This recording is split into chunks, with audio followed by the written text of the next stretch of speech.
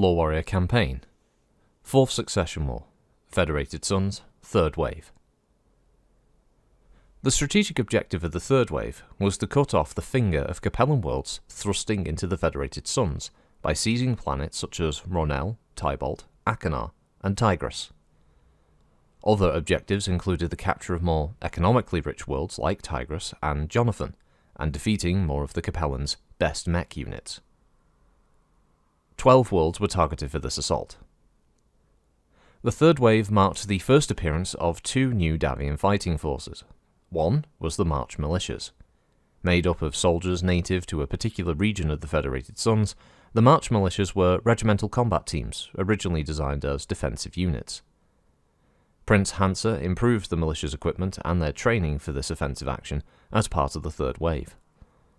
Also appearing in the Third Wave were garrison units, sent in to relieve seasoned troops on conquered worlds. These garrisons were formed with 10 to 20 regiments taken from the planetary militias of Federated Suns worlds. Each garrison unit had a mech company, whose pilots were either recently retired mech warriors or the better cadets from Davion military academies. Transporting these assault troops were the jump ships that had carried the Crucis Lancers to Tikhonov. Other transports were ferrying the wounded to the Federated Suns and bringing garrison troops to relieve seasoned units on conquered worlds.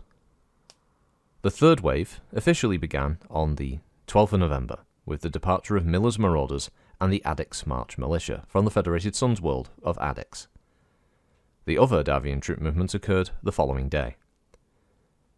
The AWFS seized 4 worlds with little delay. The 7th Crucis Lancers RCT easily defeated the militia on Menker. The 1st Crucis Lancers RCT dealt quick and precise attacks that shocked the planetary militia of Achenar into complete submission. On Kantsu, the Delta Regiment of the 12 Vegan Rangers were so demoralized that the militia surrendered 3 days after the Rangers had arrived. The first new Iverson chasseurs proved that the loss of their commander on Alresha hadn't slowed them down. They easily captured the resource-rich world of Yangtze.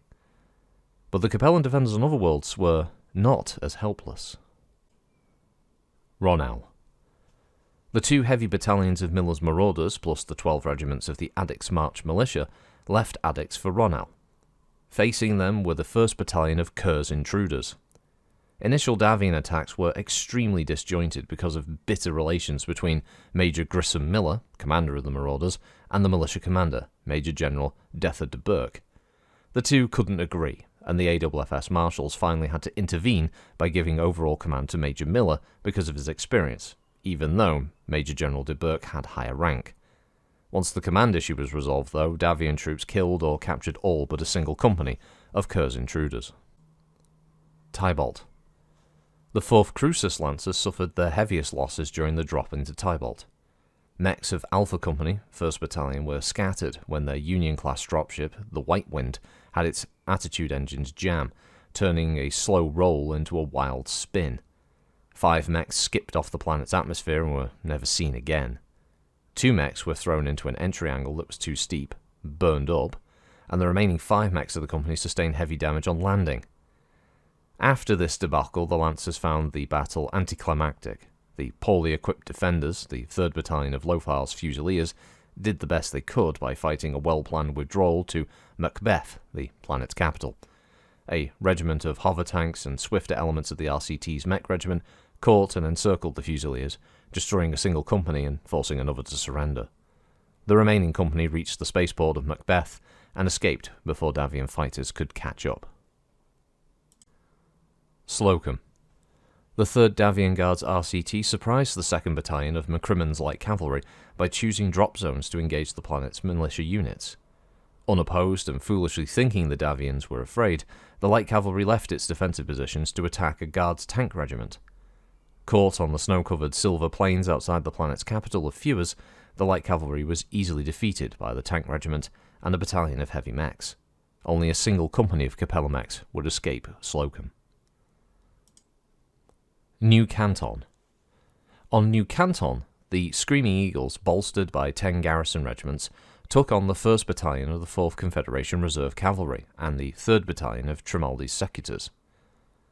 The 1st Regiment of the Eagles and 5 regiments of infantry from Almac played a hide-and-seek game in the jungles of the planet's northern continent. They were searching for the battalion of reserve cavalry and 3 infantry regiments of the militia, which capitalized on their knowledge of the terrain. The Capellans frequently attacked the Davions and melted back into the jungle just as the Eagles were ready to launch a counterstrike. The furious Eagle commander, Colonel Opsom Mathis, vowed revenge on the Capellans. On the banks of the mighty Canton River, the 1st Regiment of the Screaming Eagles caught the reserve cavalry, which had arrived to find the bridge washed out. The Capellan warriors, seeing no sense in a glory-filled death, surrendered. In a fit of rage, though, Colonel Mathis ignored his mercenary contract to observe the AWFS Code of Honor. He ordered his troops to disable the Capellan mechs and then to weld the cockpits closed with their warriors still inside. Davion mechs then pushed the Capellans into the raging Canton River. Colonel Roberta Gathos, commander of the 7th Almac foot soldiers, arrived and demanded that Colonel Mathis surrender to her custody, and for a few tense moments the 2 units faced each other, weapons ready. Then one of the Eagles, warrior Benson Yulee, walked his warhammer to the foot soldiers' side of the line. Other members of the Eagles would soon follow, leaving Colonel Mathis alone. Seeing no hope, the colonel would surrender. Colonel Gathos then placed the Eagles under the temporary command of warrior Yulee, pending investigation and a decision of the Eagles' commander, Colonel Walter Hokala. Colonel Hokala and the rest of the garrison forces were chasing Trimaldi's secutors through the Blue Dragon Mountains of the planet's southern continent. The secutors, though outgunned, were inflicting heavy casualties. Frustrated, Colonel Hokala ordered that 2 regiments of Almac infantry be airlifted and parachute dropped ahead of the secutors. They were ordered to delay the Capellan mechs until the rest of the Davions could catch up and finish them off. The Almac infantry carried out their mission, but instead of delaying the guards for 6 hours, the infantry had to wait 6 days for the 1st Eagles to arrive, and in that time, the infantry lost 2/3 of their troops. Suicide attacks by a Capellan tank regiment slowed the Eagles, and an inquiry board later cleared them of any wrongdoing in their delay, but this incident, however, combined with the heinous crime on the banks of the Canton, would serve to destroy the Eagles' prestige. Arboris. Defending Arboris was the 1st Regiment of McCarran's Armoured Cavalry, which had made the long shift from the distant world of Menka in April. The Big Mac was a 5-regiment mercenary unit comparable to Wolf's Dragoons, except that honour motivated Jamie Wolfe and loot motivated Archibald McCarran. In 3022 and 3023, the 5 regiments invaded the Federated Suns, looting and pillaging many of their worlds. The AWFS swore revenge on the Big Mac.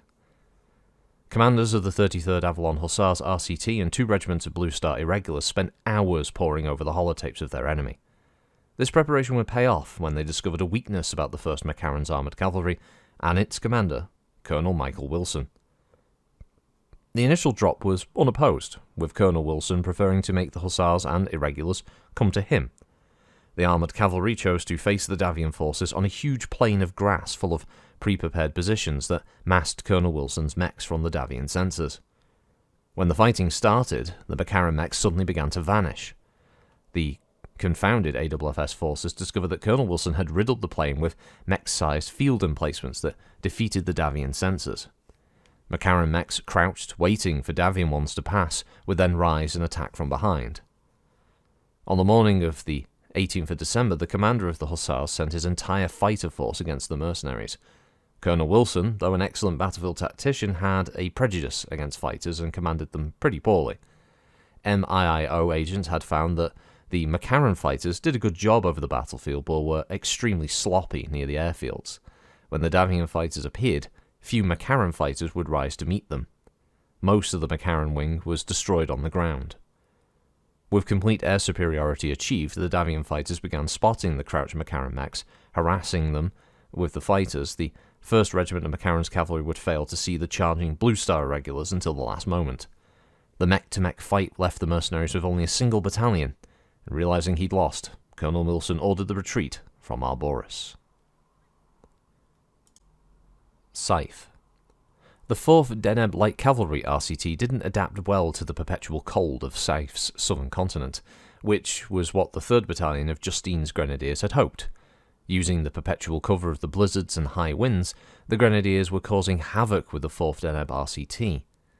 Davion forces still managed to push the Grenadiers back into the Ulciok Peninsula and were trying to seal off the peninsula to prevent escape. With a bit of breathing space and anticipating a final assault, the Grenadiers used this time to service their mechs and get them in top shape for battle. The techs unknowingly used warm weather lubricants that had been shipped to the southern continent by mistake, so when the mechs returned to service, the lubricant promptly froze. In less than an hour, the Grenadier mechs couldn't walk no faster than half speed, and worse, with the lubricant ineffective, the joints were overheating, particularly those in the legs and hips. The trapped and hobbled mechs tried to slip past the 4th Deneb, but were hammered by tank regiments that couldn't understand why the Capellans were moving so slowly. Tigris. Tigris, or Laurel's World as it's also known, is an industrial and scientific hub of the Capellan Confederation. Its educated population had the highest standard of living in the entire Confederation. The planet was therefore a major prize of the Third Wave, requiring the services of the 2nd and 3rd Crucis Lancers. Their opponents would be the formidable House Hiritsu and their mech regiment, the 2nd Battalion of Kerr's Intruders, and Laurel's Legion, which was a battalion of women warriors native to Tigris. Much of the action centred on the 4 cities, a heavily industrialised complex on the equator, with most of the planet's power coming from 20 fusion reactors in the centre of these cities. Capturing the complex was key to Tigris. The 2nd Lancers landed north and the 3rd east of the 4 cities. The 2nd would overwhelm the 1st Battalion of Kerr's Intruders, which had attempted an ambush in the dark forests of Yolor's Grove. The 3rd Lancer RCT had a much tougher time approaching the 4 cities. The mechs of House Hiritsu made numerous hit-and-run attacks as the Lancers marched through the rolling granite field mountains. House Hiritsu's infantry would leave behind suicide teams that further slowed the advance.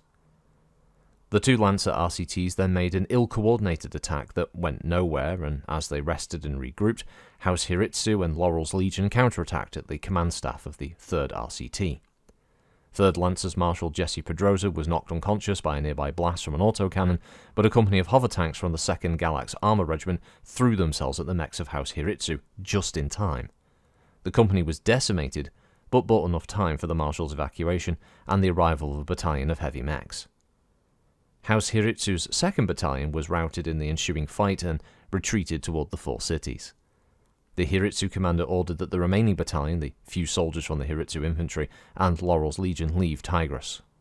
The Legion, however, didn't want to leave its beloved homeworld, and thus the Lancers approached the commander of the Hiritsu settled the issue by bundling up these uppity women into the dropships at gunpoint. Only the 3rd Company, which had been fighting the 2nd Lancers at the time, escaped, and once they heard what had happened to their sisters, the women of the 3rd Company surrendered and offered to help the AWFS attack the world where their sisters were being taken. The rest of Tigris would capitulate soon after. Jonathan. The 5th and 6th Crucis Lancers made their drops on the resource-rich world of Jonathan, a dry planet with many mountain ranges. Jonathan favoured the defence. The 2nd Kearney Highlanders and the 2nd Battalion of Fremont's Cuirassiers, realising this, the commander of the Crucis Lancers decided to seize Capellan supply centres to draw their enemy out. The strategy hit the nerve of the 2nd Kearney Highlanders, one of the Northwind Highland clans, and when the 6th Crucis Lancers captured the capital city of Dust Hill, the city had been the HQ of the Highlanders at the time and was where it kept its dropships. It was also home to the warriors' families, and though the Lancers didn't harm those families, the Highlanders came charging into their defence. The Highlanders mauled 2 Lancer tank regiments before the mechs of the RCT could even enter the fray, and once the Davion mechs engaged the Highlanders, their numbers began to tell. Though almost surrounded by other Lancer regiments, the well-coordinated Highlanders slipped the noose, but not before the 3rd Battalion was hit very hard. Heeding orders not to cause excessive casualties amongst the Northwind Highlanders while negotiations were still in progress, the Lancer commander let the Highlanders retreat into the hills without any vigorous pursuit. The 5th Lancers detected Fremont's Cuirassiers attempting to make a sneak attack on the Lancers' HQ, and the superior Lancer force then eliminated the Cuirassiers. Now cut off from their dropships, the Kearney Highlanders couldn't escape, and certainly couldn't fight an enemy 10 times their size. On the 15th of December, AWFS marshals ordered the Lancers to allow the Highlanders to march into Dust Hill and board their dropships.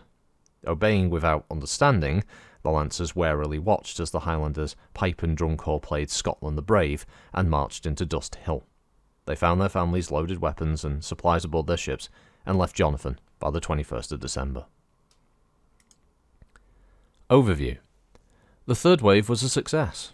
All of the major objectives had been achieved. The defection of a company of Laurel's Legion and the discovery of a cache of ammunition on Alborus were welcome surprises.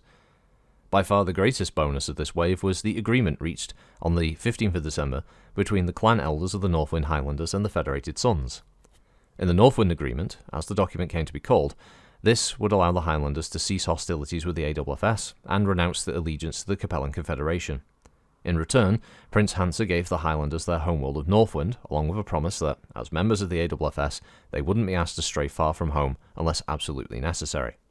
This was extremely important to the world-proud Highlanders, who had long suffered under the Lao policy of never allowing one of their regiments to spend more than a month on the planet. The removal of the Highlander regiments as a threat was extremely welcome. Their appearance over Northwind on January 12th to defend their world, which was under invasion by forces from the Combine, was a stroke of luck, and having the Highlanders on Northwind would anchor the Terran end of the long border between the Federated Suns and the Draconis Combine. One of the negative aspects of the third wave was there were more signs of fatigue amongst the troops. Lapses of judgment, poor decision-making, and simple stupidity on the part of enlisted troops and officers was beginning to taint the performance of even the best Davion regiments. Also, many soldiers and officers were losing control of their emotions as feelings of hatred and revenge began to build. And though the atrocity committed by the first Screaming Eagles on the banks of the Canton River was by far the worst incident, it wasn't the only instance of brutality by an AFS unit. Supplies were beginning to become a concern. Marshals ordered units to scavenge everything possible from their vanquished foes to ease the worsening supply crunch, and in some cases, mech warriors switched to capture Capellan mechs, which had more supplies and ammunition than their own. Even the mechs pushed into the Canton River were eventually salvaged, their pilots freed from the cockpits for proper burial.